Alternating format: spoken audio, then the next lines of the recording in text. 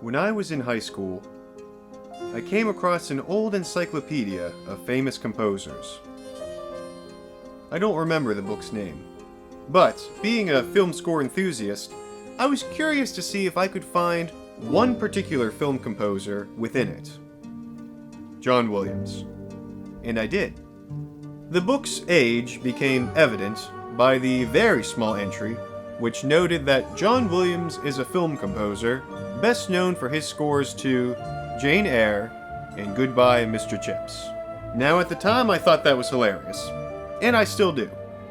John Williams made it into that book of famous composers, but at the point the book was written, they didn't know the half of what he would do and the impact he would have.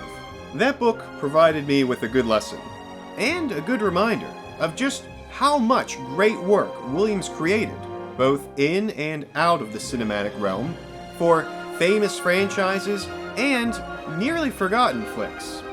John Williams, the composer as legendary as the films he scored, Superman, Jurassic Park, Harry Potter, also composed a great many less legendary scores.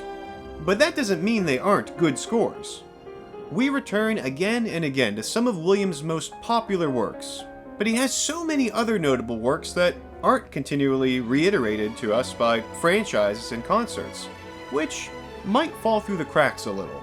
I'm not saying these are unheard of or undiscovered scores, but after being gifted with so many Star Warses and Indiana Joneses, all of which are fabulous, I think we owe it to Williams and ourselves to appreciate some of the less legendary John Williams scores.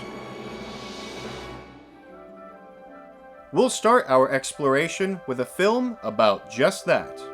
Space Camp, 1986. Released in the terrible shadow of the Challenger shuttle tragedy, audiences avoided the film, and the soundtrack album remained hard to come by for decades. This adventure thriller, which happens to be the first big screen role for Joaquin Phoenix, is about a group of teens who are accidentally launched in a NASA space shuttle.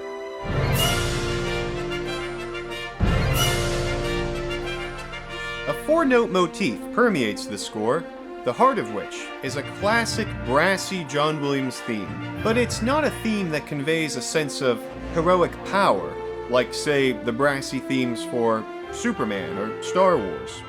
Rather, it's a sweeping, inspirational theme that captures the allure of space exploration.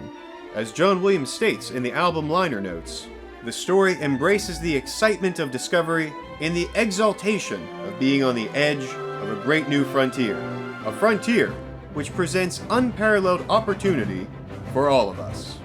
Reflecting that sentiment, this theme yearns wistfully as it slowly rises, ascending, step by step, phrase by phrase, up to the stars.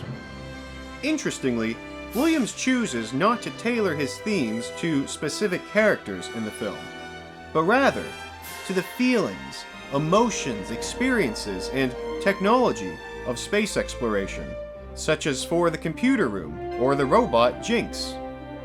There's a stirring mission fugue, and a tremulous string theme that wonderfully conveys the thrill of weightlessness and being in space.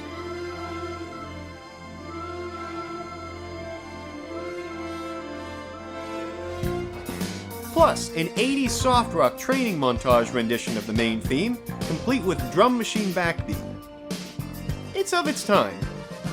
And you know what? Pretty catchy.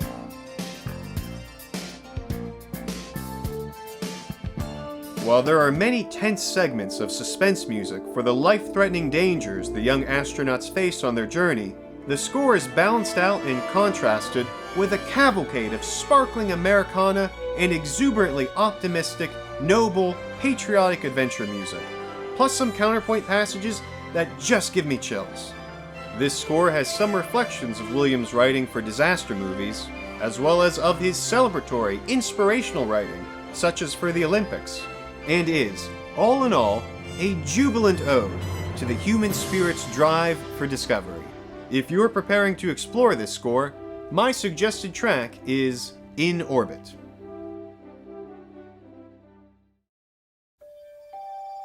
Next, Heartbeeps from 1981.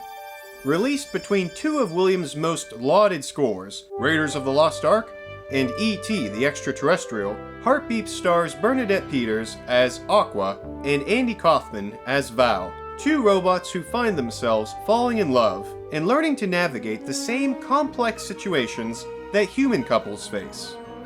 The film was a complete flop at the box office, so the stark lack of interest is probably what kept a soundtrack album from being released for decades. Thanks for fixing that, Robert Townsend. But Heartbeeps is a unique score in Williams' canon, as it features his most prominent use of synthesizer and electronics. And these electronics aren't subtle augmentations to the orchestral palette. These are very pronounced electronics that want to stand out and make sure you know they're electronics. This is one of the methods Williams employs to represent and explore the balance between the robot's mechanical nature and their real human emotions and experiences. The synthesizer reflects the manufactured nature of these logical machines, in contrast to the more natural, organic, familiar sounds of the orchestra.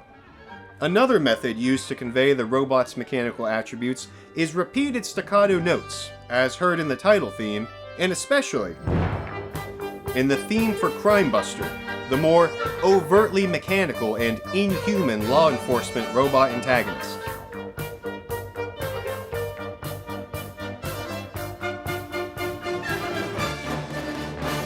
In contrast to these rhythmic repetitions are the many wonderfully lyrical melodies that abound in the score, such as the lovely love theme that ascends with joy and wonder, by turns tender and sweeping.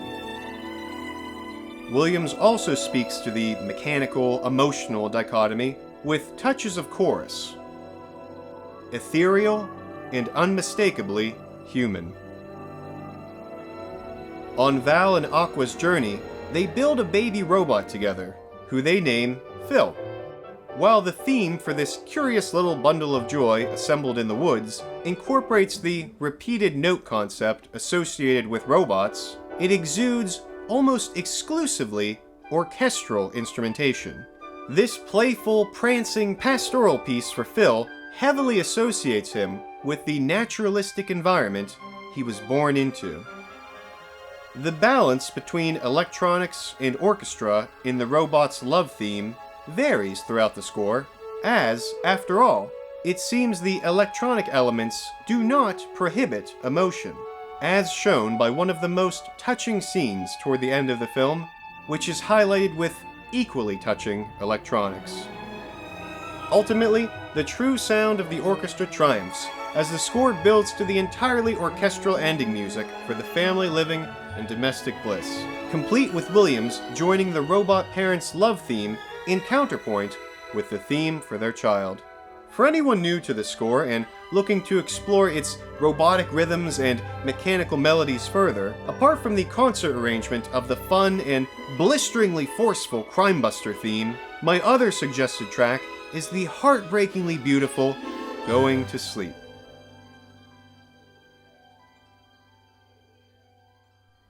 Did you ever hear the tragedy of Dick Nixon the Paranoid?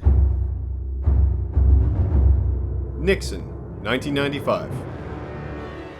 The last of three collaborations between Williams and filmmaker Oliver Stone, the film is a historical drama about scandal-ridden American President Richard Nixon.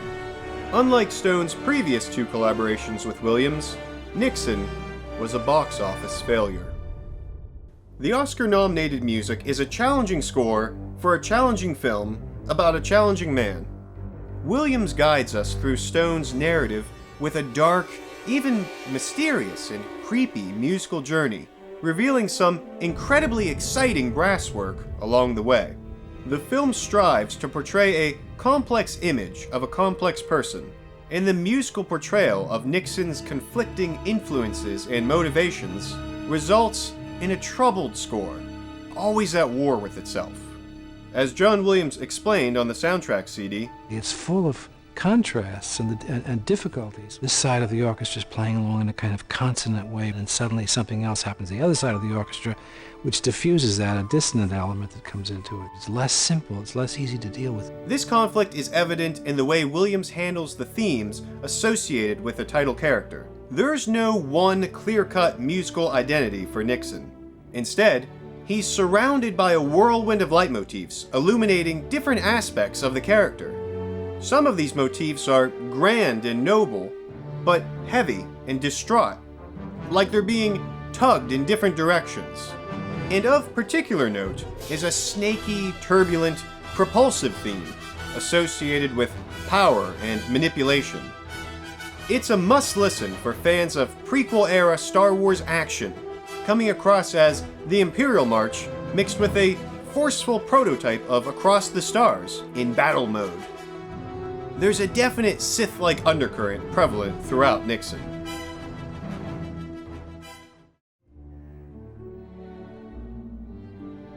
Other disparate and uncomfortable elements contributing to the tension within the score are the nostalgic, perhaps bittersweet Americana passages related to Nixon's youth and love, countered by the prevailing dissonance of the score's guttural droning, abrasive electronics, and cold piano tapping.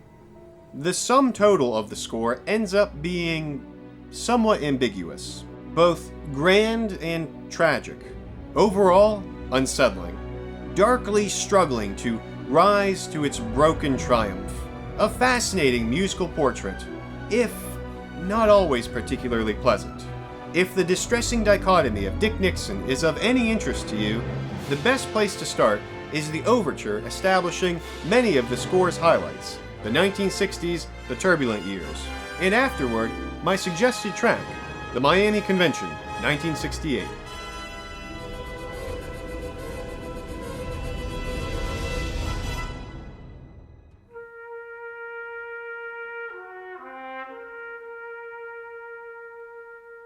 Listen to them, the John Williams of the night. What music they make. Or if you're the Frank Langella Dracula, what sad music they make. John Williams dove deep into the crypt of classic horror with Dracula, 1979. Dracula's director, John Badham, met with Williams while the composer was recording the score for Superman.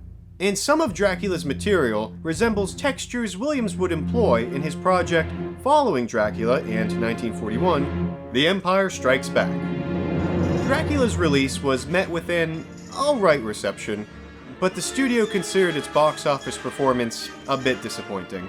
That's partly been attributed to the vampire parody Love at First Bite being released just a few months prior to Dracula, which made fun of a lot of the elements that Dracula would play straight. Children of the night, shut up! As for the score, the album was hard to come by for a while, and even then was plagued with sadly muffled sound quality. A deluxe edition with more material and improved audio was finally released in 2018, when higher quality recordings were unearthed from studio archives.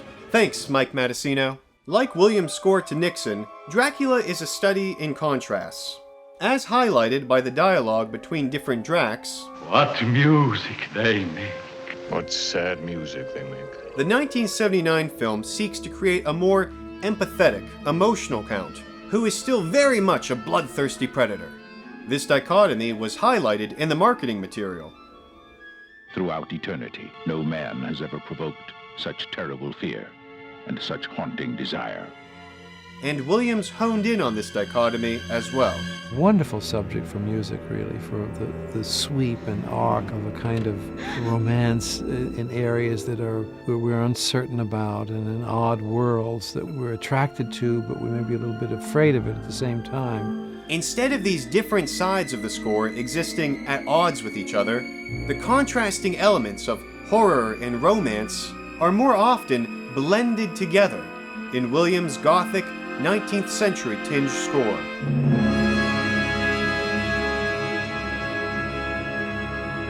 One of the most powerful ways Williams combines these aspects is in his approach to themes. Williams' scores often incorporate a smattering of themes and motifs to convey people, places, or concepts, and there are a few recurring musical ideas in Dracula, but the score's duration is mainly consumed by Dracula's theme. There's not even a love theme to be found in this love story, and as a result, Williams requires the Dracula theme to convey all emotions and moods, from fear and horror to love and ecstasy. Because Dracula's theme is able to reflect this emotional spectrum, handling a gorgeously sweeping and ecstatic love rendition as easily as it handles a propulsive, forcefully threatening rendition, the theme frames Dracula as a terrifying, tragic anti-hero. Listen to them, the quick staccato strikes in Dracula's theme, stabbing and attacking violently. Listen how the strained reaching of Dracula's theme can sound so longing and romantic, so full of desire and perhaps just so plaintive and so sad. So lonely, like weeping. The entire score becomes an operatic ode to this tragic monster, with a memorable, melodic, and menacing theme that stalks and strikes, as well as it performs as a sweeping and yearning, passionate love theme. Not to mention how the theme seems to emulate a bat, with a flurry of notes rising, hanging in the air a moment, before crashing back down to a regal position, like Dracula swooping and striking with power and poise. Awesome, right? For a great sample of this theme at work, my suggested track is The Capture of Lucy, also known as The Abduction of Lucy. In the company of cinematic legends like Jaws and Superman, or juggernaut franchises like Star Wars and Harry Potter, it's easy for a great film score to be overshadowed. I mean, look what you're competing with. Anything less than Superman himself is not legendary enough. But that shouldn't be held against Williams' other scores, or keep anyone from giving them a first listen if they're not familiar with them. The nice thing about listening to a film score you haven't heard before is that no matter how long that score has been around, it's new to you. Even if you have heard it before, given enough time, revisiting it becomes a different, new experience. I feel like we have the pleasure of revisiting John Williams' music from huge franchises fairly frequently.